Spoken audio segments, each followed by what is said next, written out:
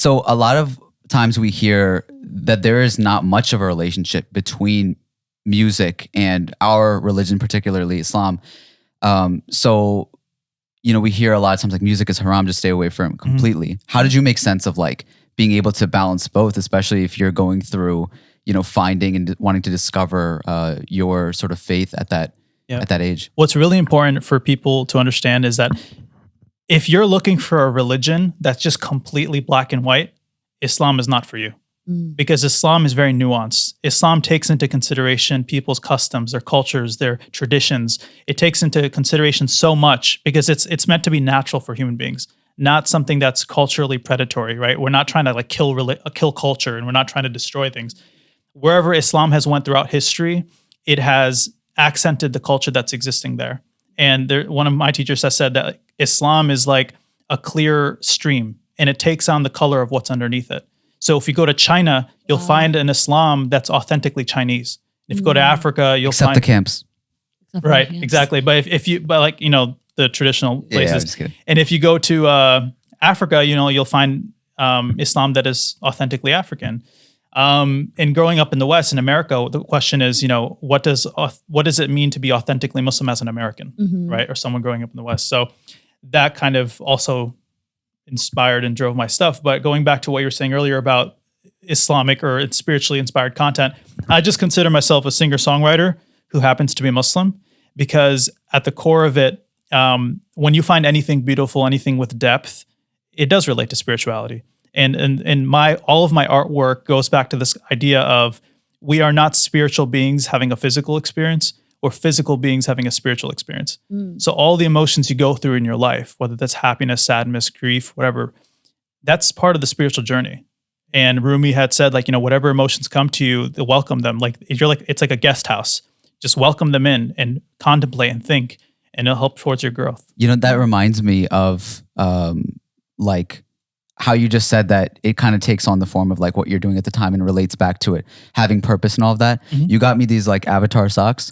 And it's interesting because I find so much spirituality and relation in Avatar of those things about like, what does it mean to have purpose and relate everything back to spirituality and all of that. So that just reminded me of that. But yeah, I was going to ask like, it was relating to, your journey and stuff.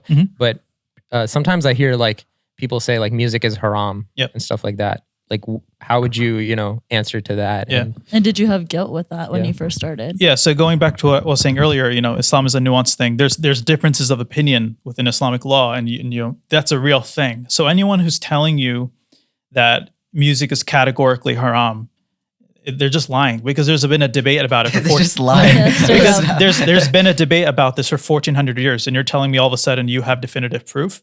I mean, if people before you who are closer in time to the Prophet, peace be upon him, were talking about this and having different arguments, and Imam Ghazali, who's one of the most recognized scholars of traditional Islamic history, he said, for those who say music is haram, you're basically saying like the bird songs are haram. Like music is around us, right? Like you can't just deny it and say like, oh, it's that doesn't work. You have to be a little bit more nuanced with that, especially when you're considering culture and what role arts in music have in the propagation of your faith or ideas, which in today's day and age, you see like, art and culture is how we literally share ideas, right? And how it really popularly, I don't know if that's the word, expresses ideas. Right. Like people get so much inspiration and education through art and culture or influence in general. Yeah. And even if somebody is to listen or watch something that brings them closer to faith, for example. I feel like art makes religion sometimes like beautiful and tangible. Like, for example, even when it comes down to like an Islamic saying like on a wall or something, it brings so much beauty and like light and like comfort in a home. Right. And I was going to comment on that, but right before that, I was just going back to the music halal haram, debate thing. Ultimately, music is a tool. And just like you can have a knife and you can use that knife to like kill someone, or you can use that knife to like cut an apple and share it with someone. It's just about how you use it. And when I went to my teachers and I had this conversation with them, they say like, you know, if you want to meet the devil, you go to Hollywood, right? Like that's a saying, like the devil's in Hollywood, right?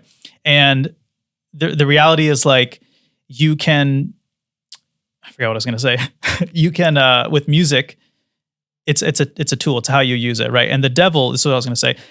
The devil has taken the entertainment industry, right? And he just ran with it. So you'll find the worst things, the craziest things, the things that are completely outside of, you know, the fold of Islam in the entertainment industry. But like, what have the Muslims done with that, with arts and culture, right? Like, have we elevated ourselves? Have we progressed? We used to. If you go back in Islamic history, you know, we like Nusrat Fateh Ali Khan, like spiritually inspired ghazals and like all of these things, right? Qawwali, right? These were modes by which people communicated ideas and religion and spirituality. So it's like we've kind of stopped because there was at some point in history, people tried to like get rid of culture and like try to suppress it. And with that, these agents of culture, which are music and arts and food and whatever it may be.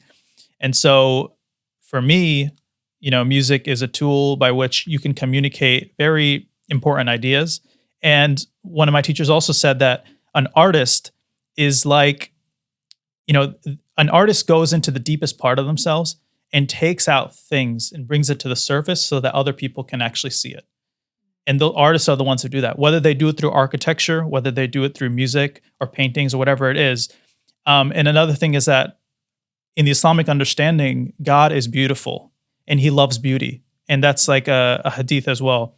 God is beautiful and he loves beauty. And so when you see something, and another thing is beauty is objective. In the Islamic understanding, beauty is objective. And so that's why when people see things like the Taj Mahal, when they see things that are beautiful, like you don't look at something like that and be like, that's ugly. Mm-hmm. Like naturally something within you is like, that's beautiful. And so similarly, beauty can be communicated. But what it requires is that you purify yourself. Mm. You have to make yourself capable and bring yourself to the point where beauty actually can come out of you. Because if you're constantly tainting yourself, what's going to come out of you is just more poison that you're poisoning other people with.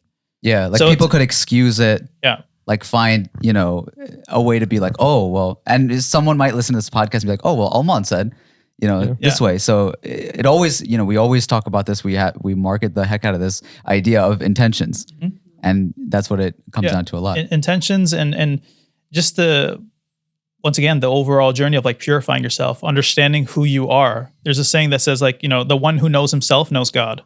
If you know who you are, you'll know who God is. Mm.